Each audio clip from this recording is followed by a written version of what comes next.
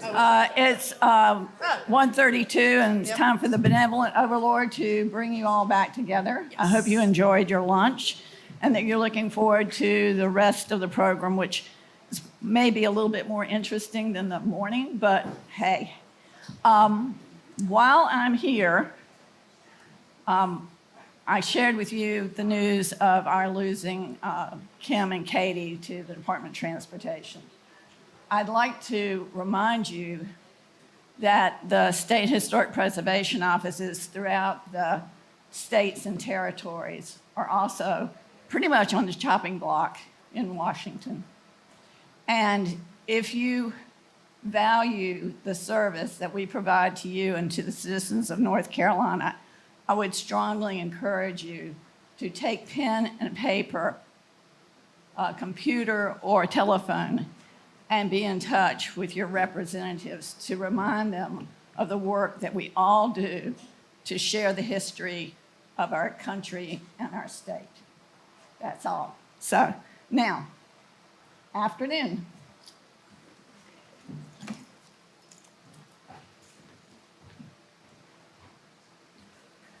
All right, so as we come back together, we are going to talk a little bit more about the OSA standards and guidelines. So in November 2023, we put out updated guidelines for our office. So presumably, that's now a little over a year and a half old. So hopefully none of what's in there is a surprise, but I think a few of our major changes are worth pointing out. And we can certainly talk about the rationale for those changes if you have questions about those. But essentially, these updates reflect ongoing discussions about what needed clarification in our 2017 guidelines, and kind of updates to methods and things that we were experiencing as reviewers. So a few of the highlights from the November 2023 revisions, essentially for archaeological background summaries, we're now requiring 2-mile radius around your APE. The rationale behind this is that in many cases, some of the sites that you're being asked to review or to do work on could be in remote areas with little few previous surveys in the area. And so we wanted to make sure that we were incorporating a slightly larger area for summarizing the potential historic resources you might encounter. And so we recognize that in some cases may mean that you're having to summarize a much larger number of previous ER projects and sites, but we were hoping that would provide a much more rich background for your research. So another major update to this most recent set of revisions were GPR and remote sensing guidelines. So I'm not going to go into all the specifics right now. We're going to talk a few more in a minute about cemetery surveys, but all of the guidelines are set out, and these are all available on our webpage, obviously. So, but we wanted to make sure that all of the reports that we're getting in and reviewed are being essentially provide some level basis for comparing results and interpretations. So a few things that were not, one big thing that was not incorporated into the 2023 standards and guidelines that has now become part of our operating procedure are our large acreage reconnaissance surveys. Prior to 2023, it was fairly rare that we would recommend a reconnaissance survey, but in the lead up to 2023 or so, we were getting many more large, usually solar farm acreage projects, so much so that the reviewers really didn't have the capacity to make a really informed decision and recommendation. So the rationale was to provide, on projects that were over 250 acres, a reconnaissance survey where you actually put feet on the ground, do a systematic pedestrian survey, with judgmental shovel tests to provide more guidance and more information to the reviewers to help make a much more kind of surgical recommendation for phase one, if at all. And the only thing I'll say to add to the large acreage survey is that any sites that are identified during that reconnaissance survey should be fully delineated and evaluated during the phase one process. We don't believe that there's usually enough information gathered at the recon level to make a eligibility recommendation. So any sites that you're identifying, we're happy to see those in the recon survey report, but we're going to usually make a recommendation to fully delineate those and make an evaluation. We're going to move on to cemeteries. So again, like I mentioned earlier, in an effort, especially with the turnover we've had, trying to get some systemization in place so that reviewers are giving similar information across the board. And all of this stuff that's crammed into these slides is on the website. So if you're missing something, there'll be no pop quiz later. So cemeteries, especially as we get some of these large projects, a lot of the properties were over former plantations. We are now getting a better grasp as research goes on of the number and types of cemeteries that are in North Carolina. And most of them, majority of them, are family cemeteries, cemeteries of the enslaved, that sort of thing, that were never recorded and that are popping up more frequently, especially if we consider some of the parts of the state that had plantations on them, obviously not recorded, but some of the larger plantations, for example, even Stagville State Historic Site has 4 to 5 enslaved cemeteries associated with that property. And that leaves the door open for these large places where different African-American enslaved workers had their home bases, essentially, where they were doing different types of work, may result in additional cemeteries that we need to take into consideration. So pedestrian survey is obviously required for this sort of thing, especially even if we don't have one recorded. We're going to probably recommend that because of the highest probability that a lot of these places have. Ground penetrating radar is also strongly recommended when it's, of course, appropriate for the landscape. If it's not, then systematic probe surveys, acting sort of systematically with some guidelines that are outlined here and on our website to get the best idea of the boundaries of the cemetery. We also are working sort of to help cemeteries are so sneaky, as we all know. The stuff on the surface doesn't match down below. The stuff on the surface also can be culturally relevant. Stuff down below can be easily missed if you're not trained or paying attention. So we want to make sure that these sorts of things are provided to people who are actually on the ground doing this sort of work. Also, a number of these things, as you're doing your work, say you're doing ground penetrating radar survey, and you have to have some landscaping come in to clear away to make it possible to actually do that. We also want you to be aware of the plants, of the metal funeral home markers that I have seen take flight due to a leaf blower. So these sorts of things to remind you that they exist in North Carolina because they are less obvious, especially if you're new to the area, you're not familiar with that part of the state. To remember those things, because not only are they important for your study, but it can also be a felony. One of the big new things we're recommending to people are our cemetery buffers. And this is based on the type of cemetery, the age of the cemetery, what type of work is going on or is not going on. Again, that systemized way of making sure you guys prepare yourselves and your clients for expectations. But also we realize that we're human dealing with the remains of human beings and human actions, and things are all kinds of wacky in different ways. And so case by case basis, we are willing to adjust buffers. These buffers are not legally mandated buffers, but they are the best bet for not impacting both human remains or eventually undercutting human remains if we do know where the edges are. I don't know if you're aware of this, but the minimum modern depth of a cemetery of a grave in North Carolina is only 18 inches below surface.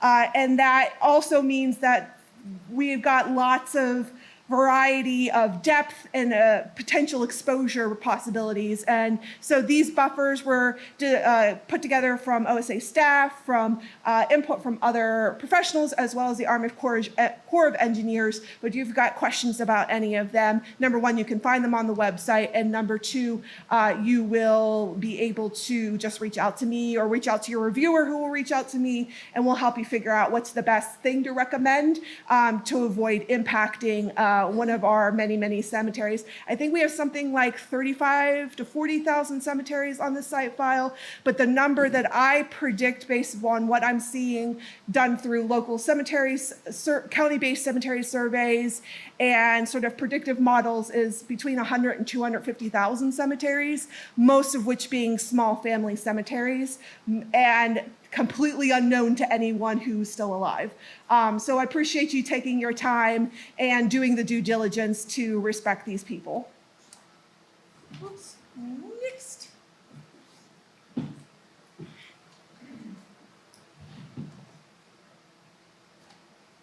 So I am just going to talk a little bit about requesting site and accession numbers. Once you have found an archaeological site, it is obviously important that you get your site numbers so you can include those in your reports. So to request site and or accession numbers, I ask that you send in your request by emailing our site numbers, email address that you can see up there. And much like ER, I have essentially a checklist that I use to help myself with making sure I have all of the information for site numbers. The things that you need to make sure you include in your request is a copy of the site number request table that can be found on our website. And you need to make sure that you fill out as much of the information as you can. I specifically need project or temporary site numbers for each site, project tracking numbers, especially if the project falls under something like an ER or a GS. I need to know what county the site is located in, the type of site it is, so think like prehistoric, historic, or multi-component. We don't have to get too much in detail when assigning site numbers. I need to know whether or not you would like to request for an accession number. You request an accession number if you plan to curate the artifacts with us here at Ozark. But if you're planning to curate the artifacts elsewhere, we do not assign accession numbers for that. If you are assigning an accession number, I do need to know that the year of excavation that took place. That's not always clear when projects get sent into me, and our accession numbers are assigned based on the year of excavation. I ask and I recommend, but I'm not requiring that a shapefile be submitted for all of the sites. A KML file or a KMZ file will also work, but a shapefile is preferred. But if you're unable to submit a shapefile or a KML file, I will take UTM coordinates for the location of the sites and detailed site maps that clearly label which archaeological site is which, based on using your project, your field site numbers. More detailed instructions for site number requests can be found on our website. And this is just an example of what our site number request table looks like. So that, you'll get an idea of what you're seeing. So once you have submitted for site and accession numbers, you obviously need to expect what comes next after that. I take and I record the site registration and accession numbers into our tracking and accession logs. So there is actually a record, that we can look back on of all of the archaeological sites. I also map out the sites. I generally have the sites mapped into our GIS, our statewide GIS map before I provide you back with the site numbers. And you can expect to receive an email within, give me 3 to 5 business days, but I tend to turn things around a little bit quicker. And you'll have the table reattached with the site numbers and the accession numbers filled out in it. And that should be it for me.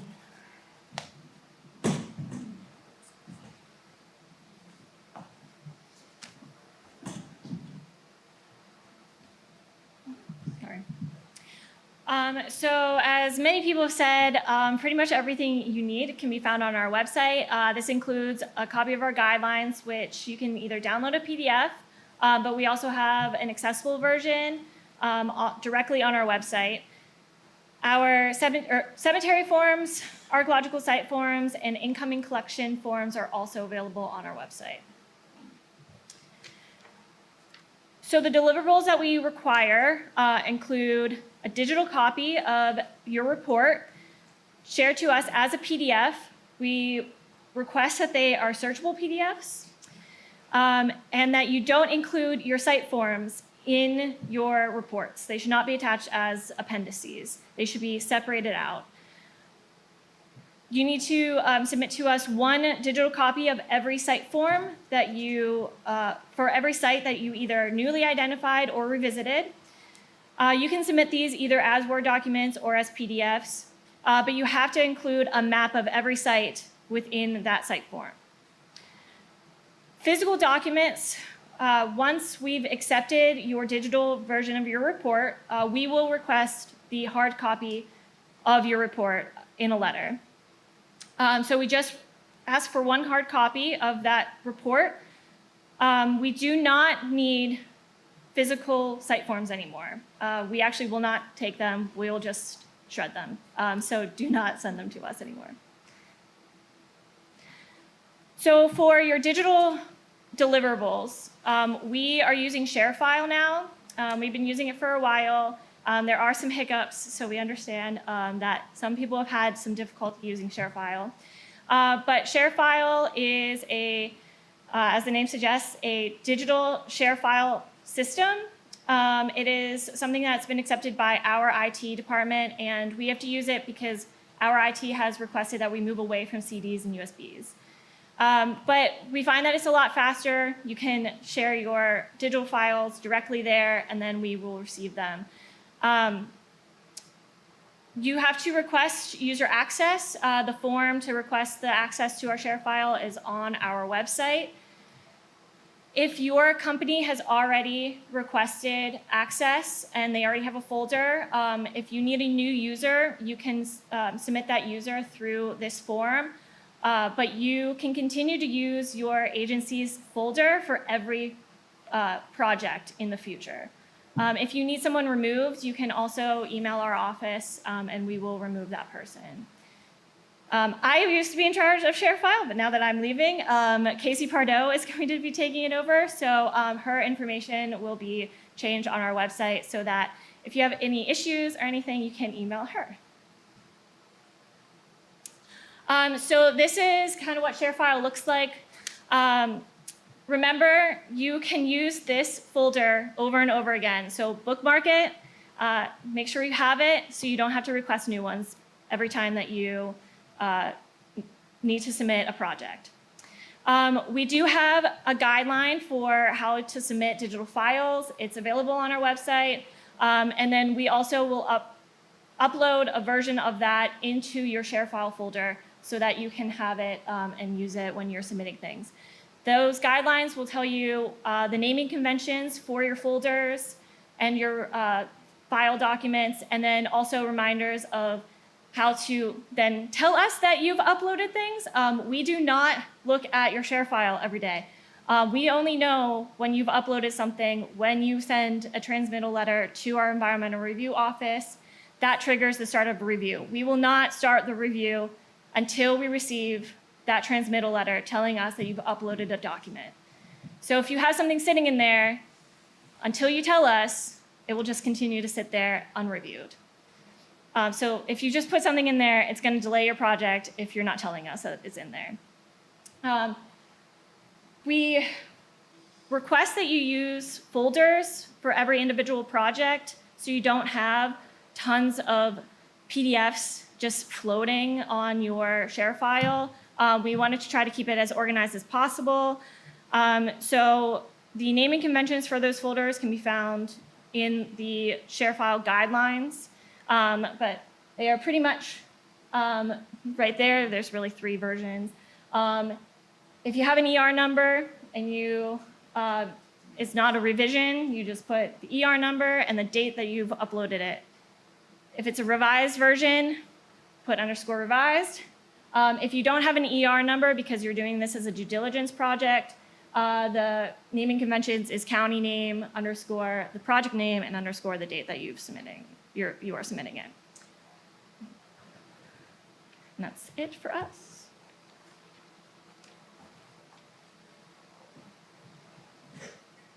So you'll have a Q&A for the next like 17 minutes? Anyone have any questions?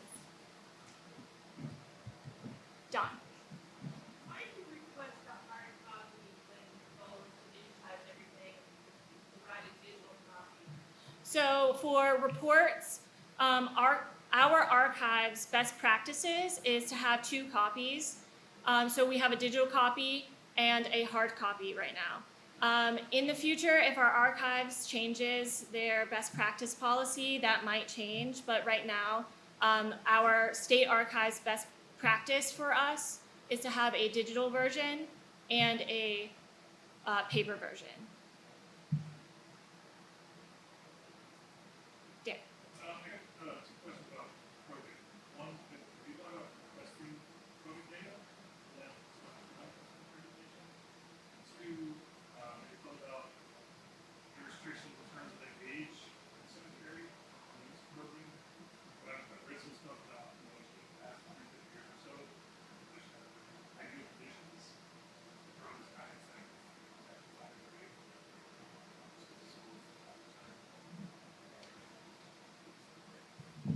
We are happy to take, if you create a map showing positives and negatives of probing surveys, that's perfect. That gives us a better sense to evaluate the results. I don't know that we have required that, but we can certainly consider that in the next set of revisions. And what was the second part? Cemeteries. Okay. Yes, there are lots of things about probing in cemeteries. It's not my favorite technique. It's a traditional technique. It does have its uses. It does have its its detractions. It's why we sort of prefer the GPR provides better results. Right now, we're still trying to figure out the best way to figure out that, especially like you mentioned with the older cemeteries. So everything's TBD. We do, as we learn more information, as things like this pop up, that we are changing them as the information comes. But right now, that's been the most reliable backup if other alternative methods can't be applied to a cemetery situation. But it is something that I've been looking into. We're just presenting you for what we have right now. That's our working model, and it changes every few years as we get better and learn more, and more data pulls together about what's appropriate and what's not appropriate.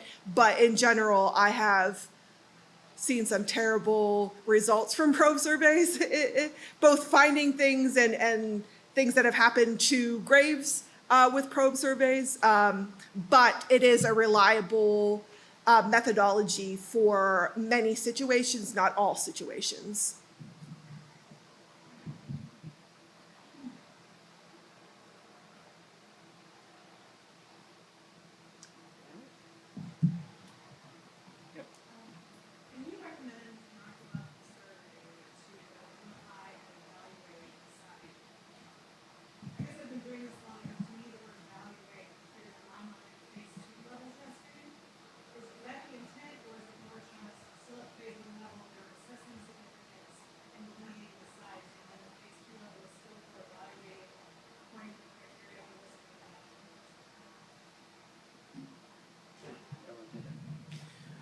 So in many cases,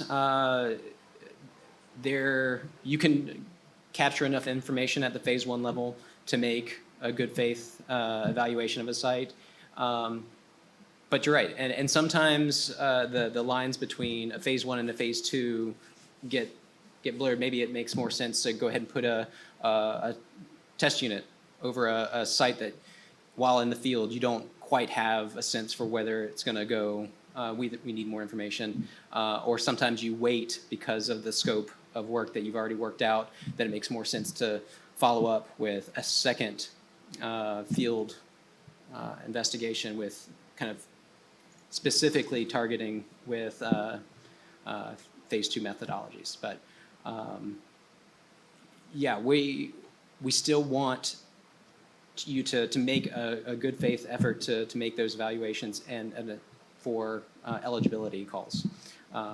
Whether you feel like you've made a good, you've gotten enough information at the phase 1 level, but that's not always going to be the case, right? Did I answer your question?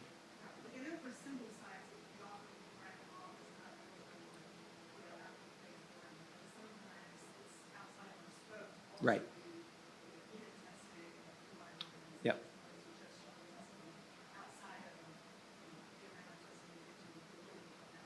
Mm-hmm.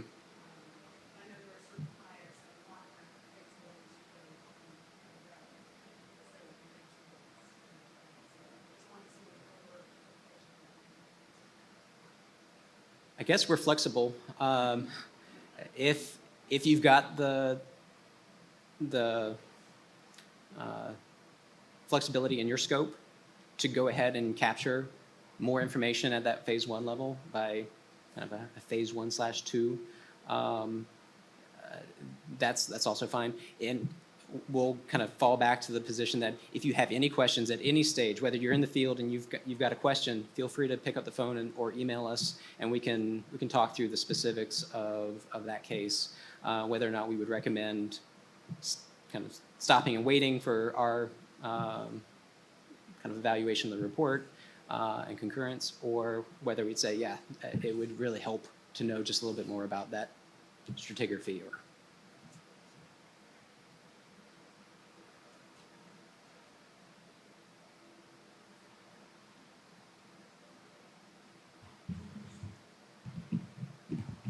All right. Well, OSA's got 7 more minutes so for this Q&A. So if you don't have one now, we'll keep moving. We will have a Q&A about the HPO survey stuff after myself and James present. But there will not be another Q&A until the very end of session 4. So I would say if you have a question about this now, go ahead and get it in. You do have a few minutes.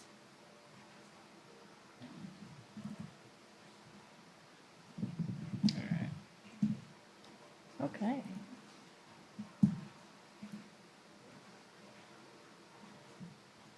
All right.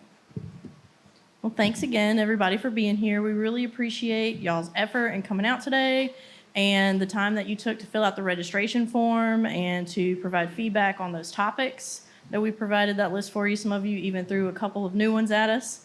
And so that helps us round out these presentations and give you the information you need to do your job better and to help us in, stewarding our historic properties across the state.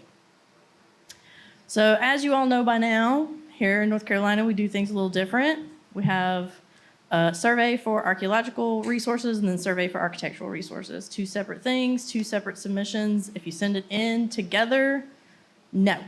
We will slap that wrist and ask you very nicely to separate them and to follow the guidance that's issued by each of the separate offices. So this part of session 3 is going to be strictly about the Historic Preservation Office, Environmental Review Branch, Architectural Survey Guidance.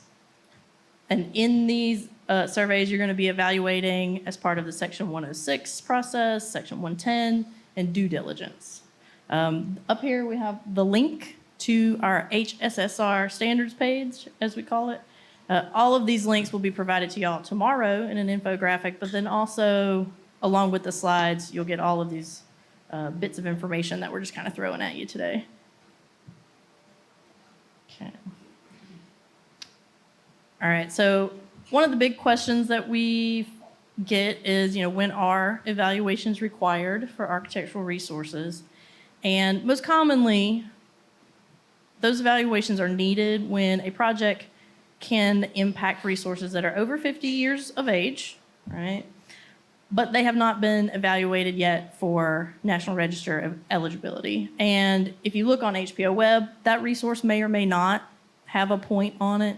And so you can't always go by the fact that there's a point there, it needs a survey. No, it may just be we haven't gotten around to it yet. Or maybe it wasn't 50 years old the last time somebody was driving down that road in that county and was able to record it. So that's one of the first steps. The next time that we might ask for an evaluation, it could be because the project may impact a resource that is recorded as historic, but it's been a while, right? So that evaluation might be what we consider out of date. And examples of that, and I'm sure you've seen them if you've been on HPO Web at all, we've got study listings from, the early 80s, sometimes the late 70s, and we have even determinations of eligibility. Like maybe DOT did a project and it got a DOE in 2000. It's enough time has gone by that you could either have changes to that resource through alteration, deterioration, in general, maybe, a hurricane came through and knocked it down. We have that happen with National Register properties all the time. So in those cases, we would take a look at that resource.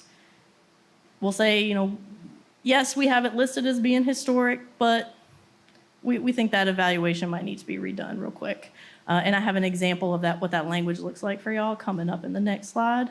We might also ask for an evaluation of a property that was previously determined ineligible. So like Lund showed you earlier in the HPO web slides, when you click on one of these survey-only pentagons, tan pentagons, Andy, it will have in the notes feature if we have determined it ineligible. Again, maybe a DOT project came through there. Sometimes that may be before the property is 50 years old. And so at that time, or maybe it was 50, but at the time there were lots of those resources within that area, those types of resources. But now it's 5-10 years later, it's either moved up, so it's 50 now, or we know that there's been so much change in that area that that resource that may not have stood out previously, might have kind of bumped up its significance level a little bit. We also see evaluations when federal agencies are performing their required evaluations of federally owned properties that have reached 50 years of age. And they don't always get those done right when they turn 50. But we will see surprise, reports sometimes coming from the different military bases or NPS. Specifically, as of late, we'll see the NPS Mission 66 properties. That's a push they're doing to make sure that they are evaluating all of those. And then our National Guard armories, right? We see a lot of that stuff start to age in, or parts of those previously reviewed properties start to age in, so they have to kind of reevaluate what's going on with those. So those kinds of things might just pop up at us. We don't usually ask for those necessarily, but when we do ask for evaluations, those first two bullets are the two main reasons why. You will know when an evaluation is required by us because we will tell you that. We will take a look at that project and we will give you a response letter that clearly states what the property is, who needs to be doing the evaluation, why we think it needs to be done. And again, we'll take a look at that language here shortly. Exceptions to the rule, like I said, some federal projects or established processes. So with NCDOT, we will get reports that don't have an existing environmental review project number because of the process that we have set up with the programmatic agreement with DOT. So they handle a lot of stuff kind of in the background that we don't see until they're ready to provide us those evaluations. You can send us an unsolicited report, but If it doesn't have an ER project number associated with it, there's a delay there because now the project has to be submitted before we will look at the report. And if it has a number, but we didn't ask for it, and there's kind of it gets wonky in the timeline, it may take us a little while to figure out why it exists, who asked for it, who needs it, what is the timeline, that kind of stuff. So just keep that in mind. If somebody asks you to do an evaluation, ask them where the letter is from the SHPO. Say, can you provide me with the letter where they said, do this here right now? And if not, then you reach out to us and say, hey, they want me to do this. I'm happy to do it, but what's going on? We'll work out the details. All right, I'm not sure if y'all can read this. It's up there. So this particular letter asked for an evaluation. It's a little more detailed than just kind of a typical, there's a property, it's over 50 years of age, it looks interesting, we think you need to evaluate it. That language is pretty simple, but I figured I'd throw a wacky one out there at y'all. So in our language, it will always say that we are unable to perform our duty, which is to assess effects, because we do not know if there's a historic property there. And in order for us to do the first part, we have to have the second part. We will also state what property we think needs to be evaluated. If there are multiple properties, we'll list that. If it's a spreadsheet or something like that, we'll provide that. But when it's just a single property, it'll look like this. So we tell you which property. We tell you why we think it might need to be evaluated. In this one's case, it had a nomination that was quite old, 1986. And I can say that because I was born in 85. It's quite old. And the original nomination does not talk about the potential for housing for enslaved persons. And it's a pre-Civil War plantation. So, we know that it's lacking in that area, but then it's also quite old. And then there have been some changes. When you look at the aerial, you can see over time there have been changes in the rural setting. So we're like, all right, well, what is actually happening out there? Let's update that evaluation. We state very clearly it needs to be an SOI qualified architectural historian who completes or oversees the work. And then we may provide additional guidance on what we think also needs to be addressed in the consideration for eligibility. So in this case, making sure that they very clearly address any resources that were lost or modern development that's happened in the agricultural spaces and all of that. And then the next paragraph should tell you where you can find our guidelines, link to that, handy dandy. And then we'll also tell you that those missing deliverables will cause an issue. So don't do that. And we'll give you the contact information of the reviewer who wrote this letter. So I'm not sure how many of you are very familiar with kind of the background processes, but our reviewers, they take a look at things. They will draft these comments. Our environmental review coordinator, benevolent overlord, Renee Gledhill-Early, will review their letter and their comments and say it's good to go out. And then her name and our deputy SHPO's name, Ramona Bartos, will go on the letter. So you'll have a letter from those two people, but the person who actually provided those comments for you is going to be drafted into that paragraph right there. That's who you want to contact and ask questions. Okay, so I'm ready to survey or evaluate historic properties for a project that's being reviewed by a SHPO. What's next? Got a basic to-do list here. We recommend that you check the HSSR page every time. We don't update often, but when we do, they tend to be really big changes, and we want to make sure that you are staying on top of that. We try to send out a blast email from folks who have sent us things in the last year and let them know that things have changed, but it doesn't always happen in the way we want it to or on the timeline we want it to. So just for yourselves, please do check that webpage every time you're going to do a survey. And remember, our guidelines, while very similar, are not exactly the same as the guidelines that are issued by the survey branch of our office, right? So there are some differences there. You'll want to reach out to the reviewer for the project to determine an appropriate APE or to get specifics on those considerations. So if it's not clear in the letter or if you felt like you needed a little bit more information, give them a shout. If you are thinking about doing a half-mile APE and there are 400 resources in there, give them a shout. You may not need to do an APE that big for the project that you're working on. You want to complete your field work, generate that initial draft of the HSSR, and then submit that to Team ER and get approval. So this is where we're going to see some changes in our process for this, and our website has been updated to reflect these changes. And it's going to be, work in progress for everybody. We will not be hard on folks, for a while. After you get approval for that draft and everybody considers it to be final, then you will send the requested final deliverables packet, and we're going to go over what all that looks like. And then you will get your effects determination letter. So you all may not be the person getting the final effects determination letter. Sometimes your federal agency, who, your client, will be submitting this information to us. So this to-do list may not be all you, but just know that this is the basic steps for what's happening. All right, how to navigate the web page. Let's see. I did a quick little video for y'all. Like I said, it's got some changes going on. You'll see on there that it now has these little tabs at the top where you can click, and it should take you to the accordion tabs where you can expand the drop down.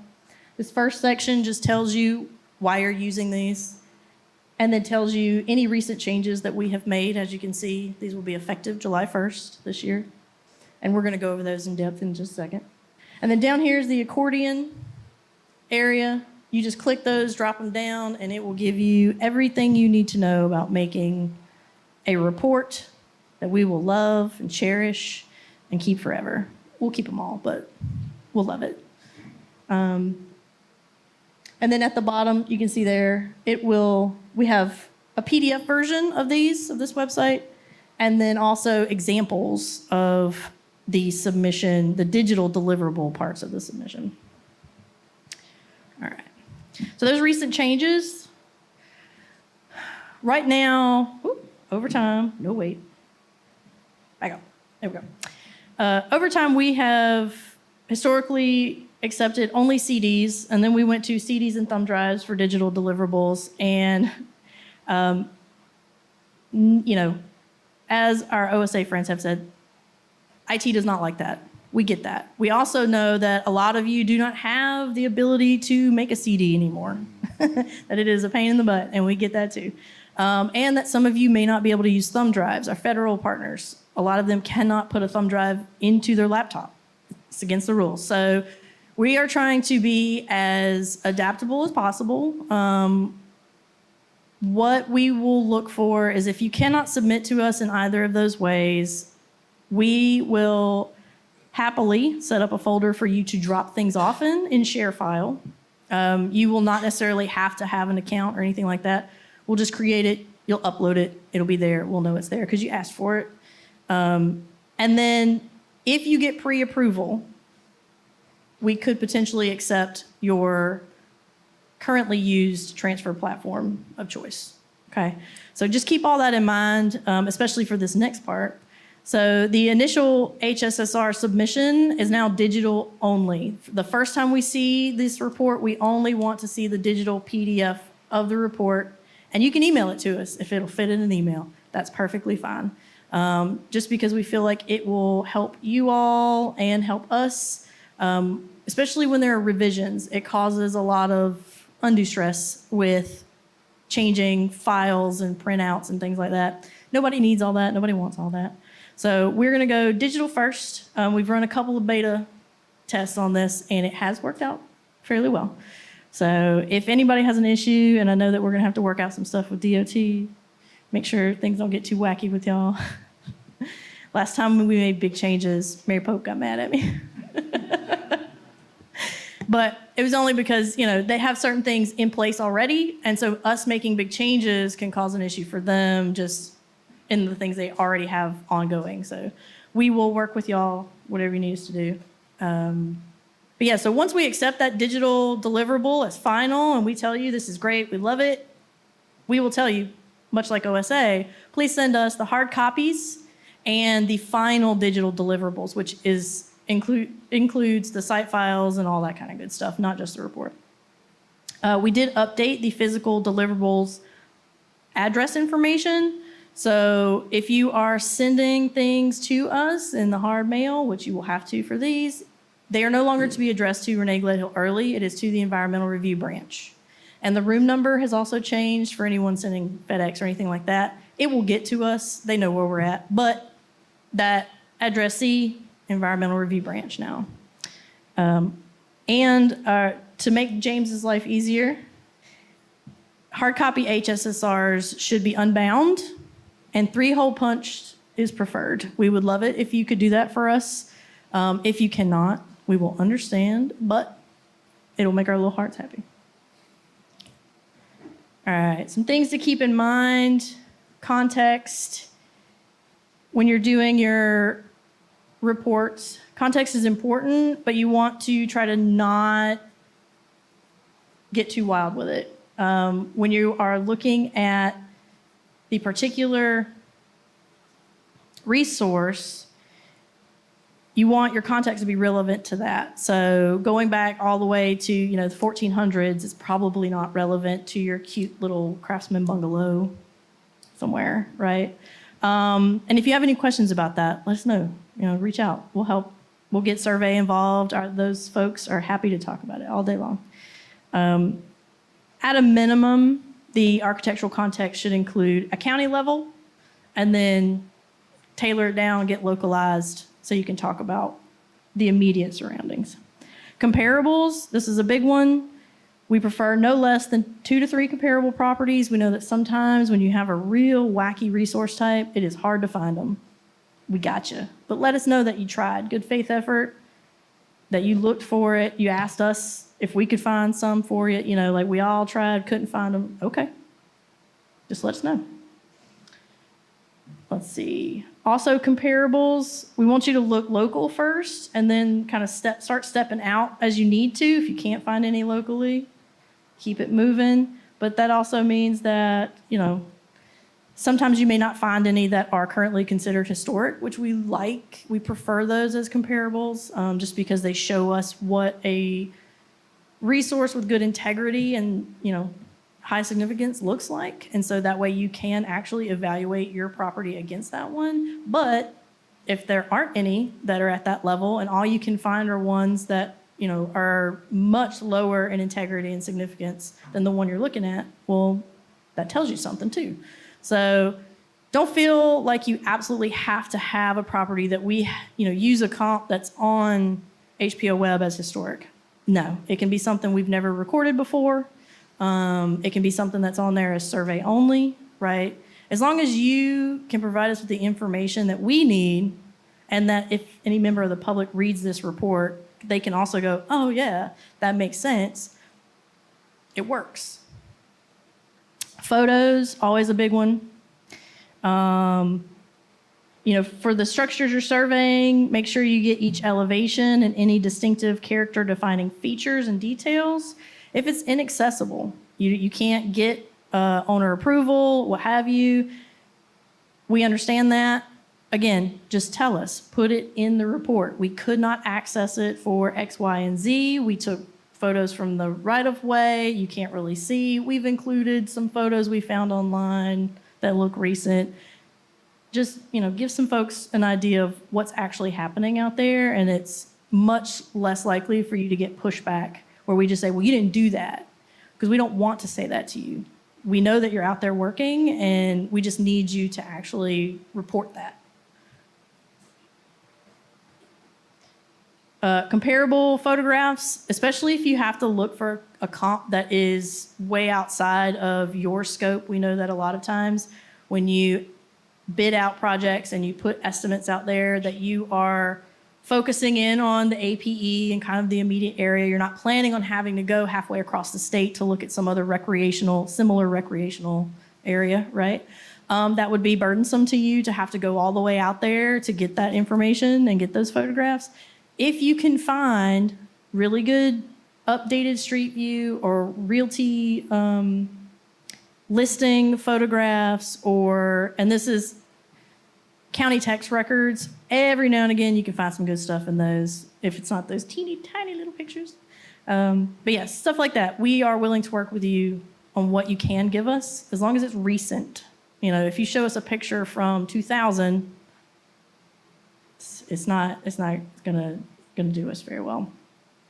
Requesting SSNs, again, like I said, if you think you're gonna need 400 new resource numbers, check in first. That is gonna send our survey folks down in the basement. They're gonna be calling me. Well, not me, because I'm leaving, but they're gonna be calling somebody, okay? They don't like that. And usually we can narrow that APE down a lot. So just give us a shout.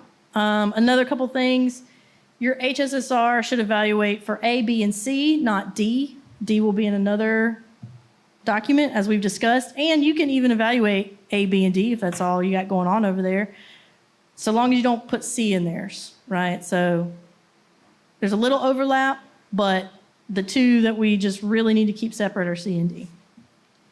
Make sure it's SOI qualified staff that are handling this project. The differences between consultant versus federal agency submissions are that, like I said, when you guys are just a client for an applicant, y'all might just be the one sending it to us directly. But when your client is the federal government, you might have to submit to them first. They submit to us. Any comments, bounce, right? So just be prepared for that. There is a little bit of delay and all that kind of stuff. But again, if you have questions, reach out to us. And this one most folks aren't aware of, but HSR's historic structure reports are not historic structure survey reports. But aren't they? They are in a way. These are usually federal level reports that will evaluate a property in that they are taking a look at its current condition, assessing what the potential is for maintenance, reuse, all that kind of stuff, and trying to come up with an action plan. And so it's a record of the resource as it exists now. They may even include an evaluation of eligibility in that. But when we get those, we usually have not asked for them. They come to us as a surprise. We will, however, ask them for a lot of the deliverables, but they don't necessarily have to read like the HSSR stuff that we just went through. So that's how they're a little different. Oh, I got problems. Okay. So now on to the checklist and submission issues. Our best good friend, James, since he handles all of the processing for reports now and has to actually fix issues or email you guys about issues before we can move them along, he's going to come up and go through all of these for you. So thank you.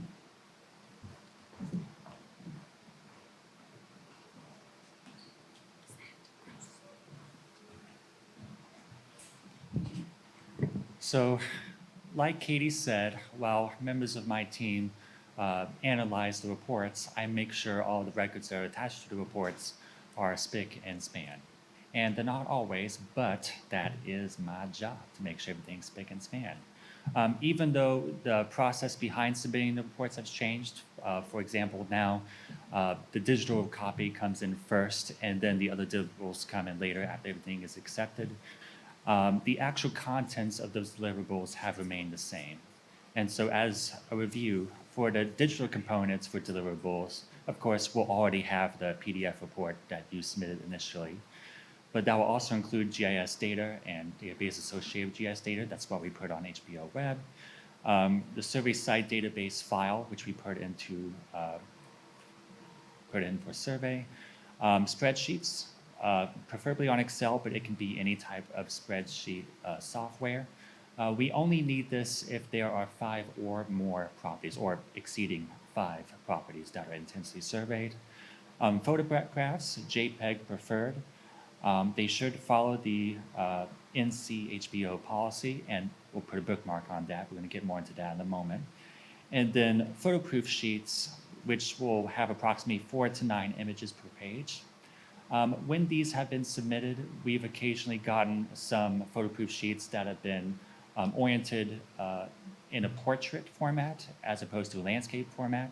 We prefer a landscape format because it shows the full file name under each photograph.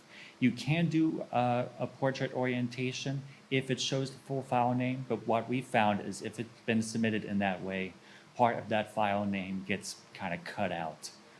So we would prefer the landscape format. As for the physical deliverables, you only need 3 specific things, and that's the historic structures survey report, forgot the word survey, but historic structures survey report, the transmittal letter from the applicant, the date on that letter is what we input into Laserfiche to kickstart the project, as well as establish our point of contact where we know who to reach out to if anything is missing. And then we'll also need the site files for each site that is intensely surveyed. And for the site files themselves, they only need 5 things for each of them, and some of them are just 1 page each, so it's nothing too extensive. It's the survey site summary, which can be found on the database. You can print them from there. The title page, the management summary on the very front of the report, relevant sections of the report. So if there's a property that's mentioned only for a few pages in the report, you would print those few pages and put them into the site file. And then also the printed photo proof sheets for each site. Now, we're a little more forgiving if one of the physical components are missing. Not too forgiving, but as an example, let's say there's a file and it's missing a title page. No worries, we can just print that from the PDF copy of the report and put it in there. The reason why we're not too forgiving is because whenever we get a large project, like let's say for a pipeline, sometimes hundreds of files are sent in. And when you try to print copies for every single file that's missing, it can grind the entire review process to a halt. So preferably, we would like these pre-printed so that we can move these projects along. Now, the next part's my favorite part because I get to be the bad guy for this part. When I look through all of these deliverables, I make sure that they match the policies of the Historic Preservation Office. And when we receive them, not only do we input them into Laserfiche to keep track of them, we also have a tracker that we use to keep track of every single component of a report. And whenever something's missing, or if something has been submitted in error, we put a red check mark, or we mark something in red for every single error that we see. And after analyzing this tracker for over a year, there's one specific deliverable that's had the most errors. And that has to do with how the photographs are submitted. Now, the photographs themselves are phenomenal. The content isn't the problem. It's how they are specifically labeled. And so, just a reminder of what digital photography policy is. When we receive these reports, we've occasionally received JPEG files where they're just named random names that we can't follow. And the reason why we have a uniform photography policy is it allows us to keep track of every single photograph, and it helps us to find these photographs easier. It also gives proper credit and citation to each photograph. So let's say there's a historian who wants to write a book about a specific county. If he looks through these photographs, he knows who to credit and when those photos were taken. So just as a reminder, for the photographs, the naming convention is on the presentation you see before you. You start with I was about to say social security number. Please don't do that. Survey site number, there we go. You do the survey site number, the address, the month and year the photo was taken, photographer's initials, and then the number and the sequence of the photographs that were taken. If you're in a more urban property, so let's say you do a project that takes place in multiple cities in the same county, you can put the city or town in between the survey site number and the address. It's not required, but you can if you want to be more descriptive. If there's a property that does not have a 911 address, for example, if you're looking at a tobacco barn in the middle of a field, or a dam or a bridge, you can use the resource name instead of the address in that JPEG file name. For streetscapes, you won't see this type of format too often. The only time I've seen this type of format is if you're looking at anything within a historic district, or if you're trying to submit photographic documentation to satisfy a memorandum of agreement. And for that one, you would just do the survey site number, the town, the district, neighborhood, or area name, then month, year for the top those initials. Another way you can label the streetscapes is instead of using the district, neighborhood, area name, you can also do the block name instead. So for example, for this building, you could do the survey site number, Raleigh, and then 100 block East Jones Street. And that's it on our end. We'll open the floor for any questions.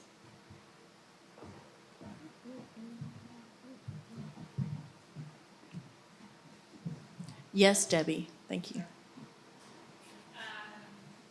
So the addition of pages report in survey, in the physical survey files that we deliver, sometimes you know your report is about one property. So we also have to stuff in full extra copy of the report in survey files, which all seems sort of duplicative if our goal was to keep out the database, keep out the report, it's all available and linked together with your record. I'm just wondering why we're still reproducing all that paper. Good question. Thank you, Debbie. So Debbie just asked, in case you didn't hear her, for the printout, specifically the pages of the report, it feels duplicative to recreate those and put them in that file system in that way, because we have a digital copy, we have the information in the database, the digital database that you put together, and so forth.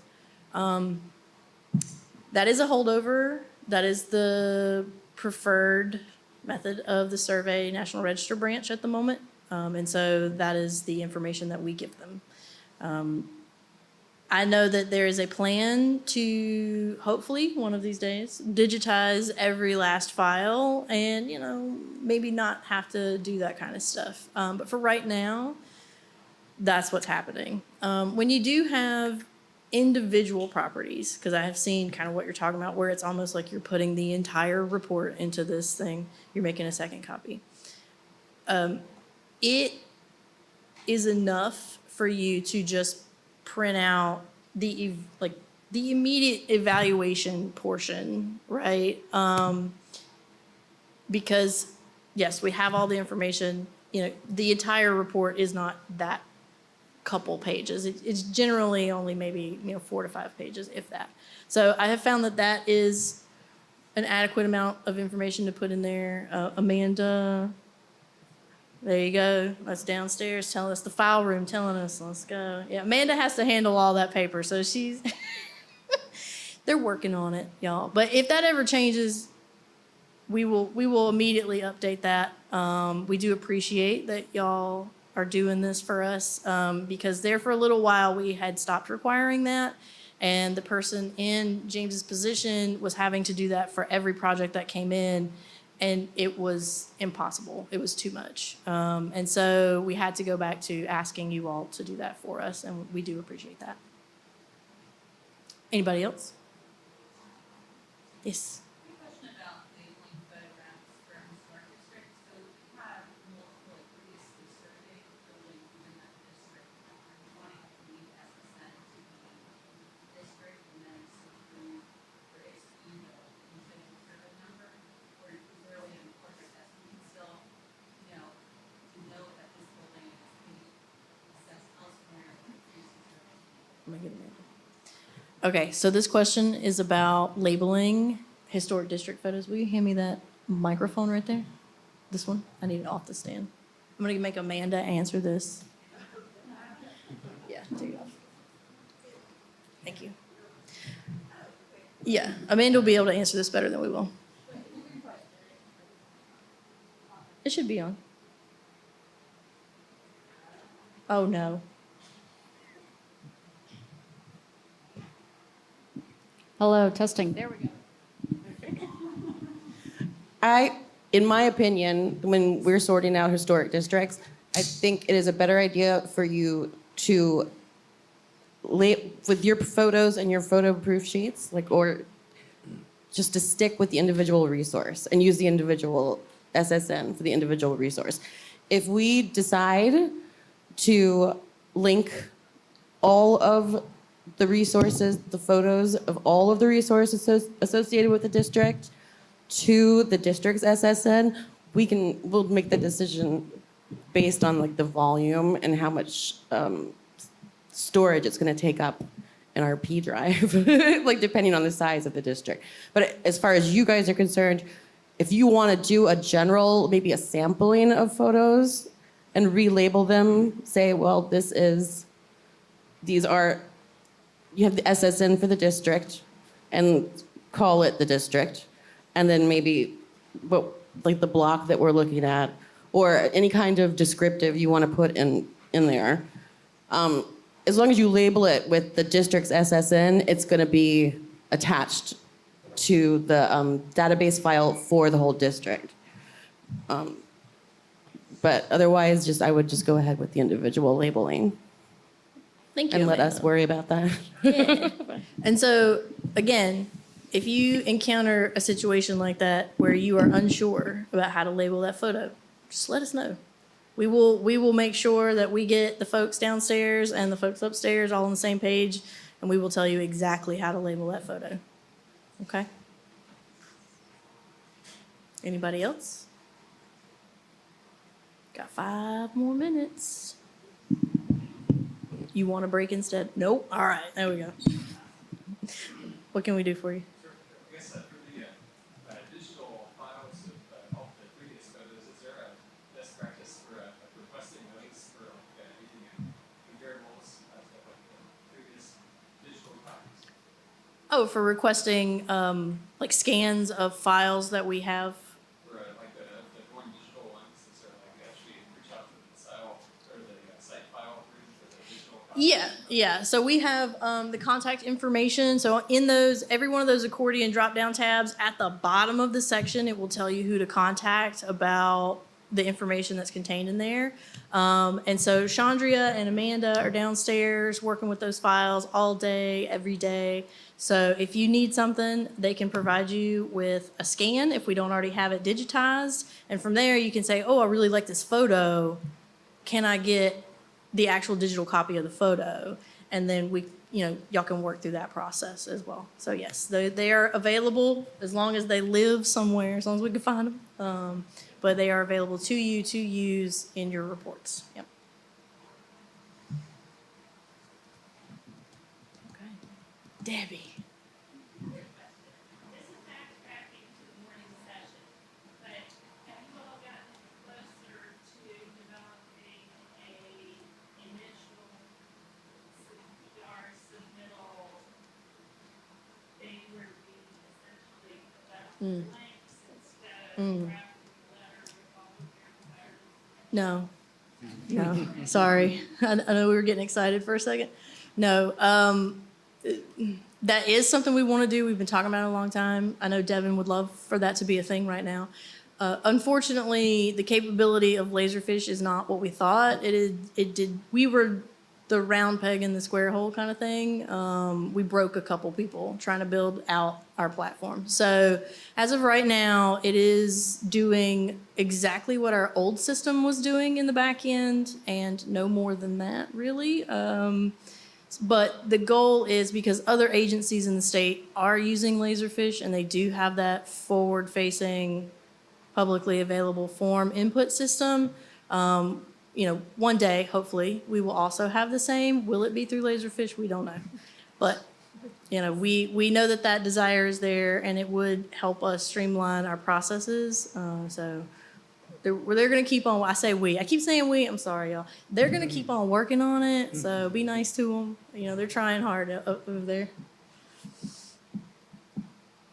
Okay. Well, if that's it, that is the end of session 3. You gotta have a 15-minute break, stretch your legs, all that good stuff, and then we will come back to kind of our hot topic session, session 4, and that'll be the last one. It will have a much larger Q&A session at the end. So any questions that you've been holding on to throughout the day, you can throw them in then, or we can talk about the content in session 4, but it's up to y'all. It's your session, so we'll see you then.